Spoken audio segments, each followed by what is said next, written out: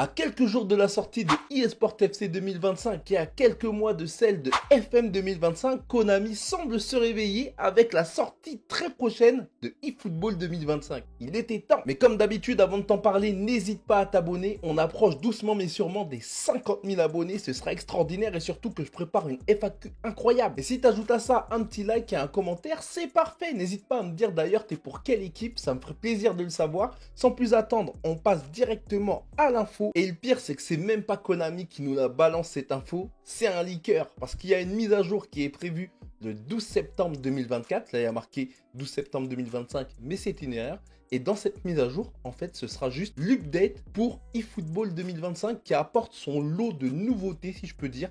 Et dans ces nouveautés, on a un nouveau style. Alors, je pense que nouveau style, ça part des menus. Je pense que là, on va partir sur un nouvel habillage, comme à chaque montée de version. Il y aura aussi de nouvelles sections. Je pense que quand ils disent nouvelle section, là aussi, je pense que ce sera des nouveaux sous-menus et menus. Parce qu'il faut dire la vérité, je trouve que les menus sur eFootball, ils sont dégueulasses. Faut dire la vérité, hein. Quand tu joues à FC, eSport FC, eh ben, tu as des menus qui sont incroyables, qui sont quand même vivants. D'ailleurs, ça c'est ce qui est pas mal sur FC, c'est qu'ils savent habiller leur jeu, vraiment. On aura aussi des nouveaux événements, et heureusement, parce que pour moi, s'il y a un truc qui pêche sur eFootball, déjà qu'en vrai, eFootball, c'est un mode de jeu. En gros, c'est l'équivalent de Ultimate Team chez eSport. Mais je trouve que sur eFootball, le jeu est sacrément vide en termes d'événements. Enfin, dites-moi ce que vous en pensez. Ok, des fois, ils donnent des genres gratuits que tout le monde a. Mais je trouve qu'en termes d'événements, c'est des rapias. Et je trouve que les joueurs, souvent, c'est 3 joueurs qui sont mis en avant quand tu fais les tirages, là.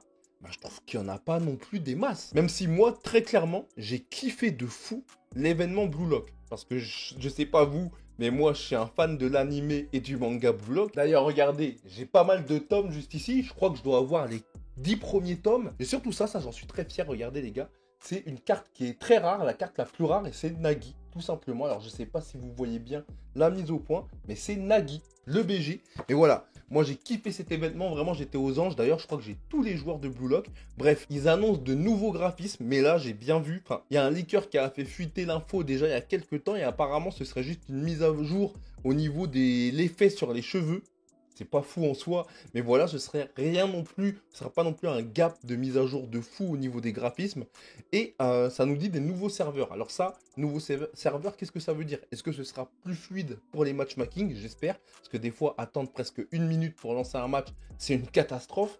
Et j'espère aussi que ce sera des nouveaux serveurs, moins de scripts, parce qu'il faut dire la vérité, sur eFootball, surtout sur mobile, sur console je trouve un peu moins, mais sur mobile je trouve que le jeu est scripté de fou. Si on pouvait dire au revoir au script comme ça, ce serait incroyable. Mais voilà, en tout cas, côté Konami, littéralement, c'est silence radio, si on peut dire ça. Voilà, ils nous teasent à chaque fois leurs événements avec les joueurs, etc.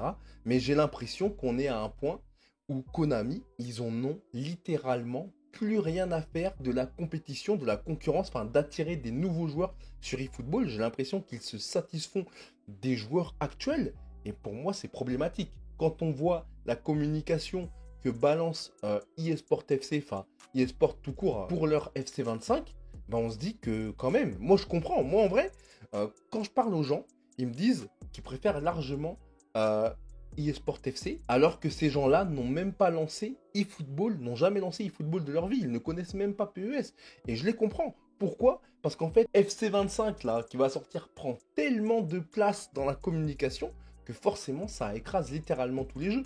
Et pour moi, je le redis, FC25, ce n'est pas le meilleur jeu de football. Pour moi, le meilleur jeu de football, c'est Football Manager. Je ne sais pas si vous êtes prêts au débat ou non, mais encore une fois, je comprends ceux qui aiment FC25, puisque dedans, tu as tout.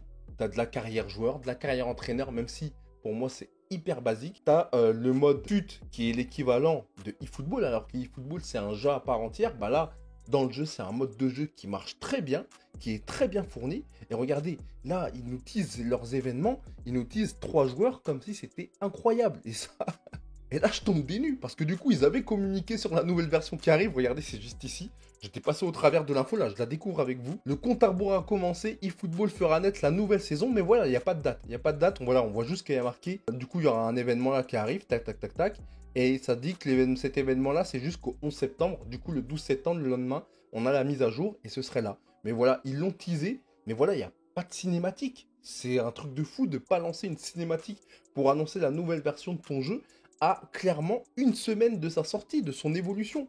Donc, je pense que ce sera juste de l'habillage, il n'y aura rien d'exceptionnel. Et vraiment, moi, je trouve ça dommage. Dites-moi si vous êtes hypé, mais j'ai l'impression que le jeu, là, on verra ce que va donner eFootball 2025, mais j'ai l'impression que le jeu meurt à petit feu. Surtout que PES, parce qu'à la base c'était PES c'était quand même le prime du jeu de foot. Moi, clairement, PES 6, PES 3, tous ces jeux-là, ils ont bercé mon enfance. Et aujourd'hui, voir qu'ils sont sous l'eau, sous les sous-marins comme ça, c'est terrible. Mais le pire, c'est qu'ils sont même pas sous l'eau à cause de la concurrence. C'est eux-mêmes qui ne communiquent pas. Vraiment, ils font rien.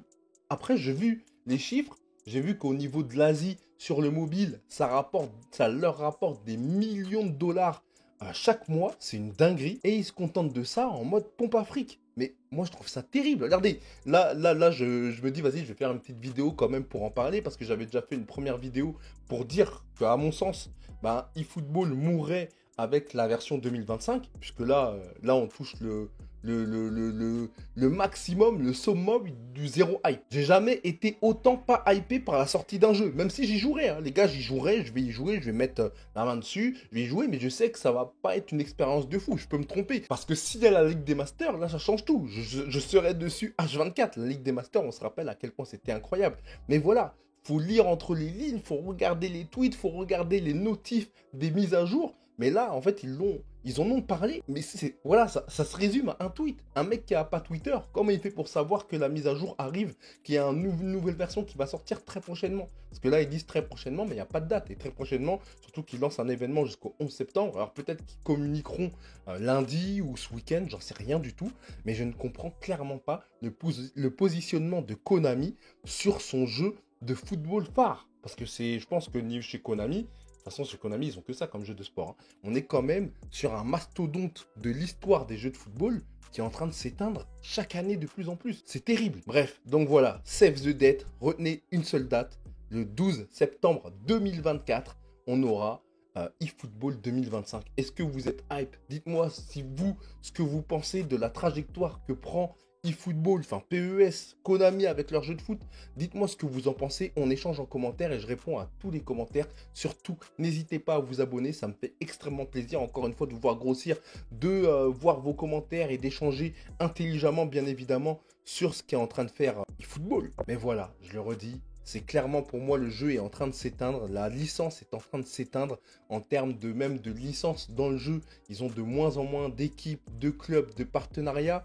Il ne restera plus rien. À part, encore une fois, s'ils lancent la Ligue des Masters, je pense que la Ligue des Masters, ça va être leur joker quand ils vont sentir la sauce arriver. Ils vont dire, ouais les gars, partez pas tous, hein. On a la Ligue des Masters quand même. Est-ce que quand ils la sortiront, ce sera peut-être pas déjà trop tard? Je n'en sais rien. Dites-moi ce que vous pensez en commentaire. Et surtout, dites-moi, vous êtes quel team? Vous attendez quoi cette année? Vous attendez FC, UFL, eFootball ou Football Manager? J'allais l'oublier, il y a 4 jeux, hein. Vous attendez quoi, vous? Moi, clairement, FM25. C'est le jeu qui me hype le plus. Voilà, c'était tout pour moi. Ciao!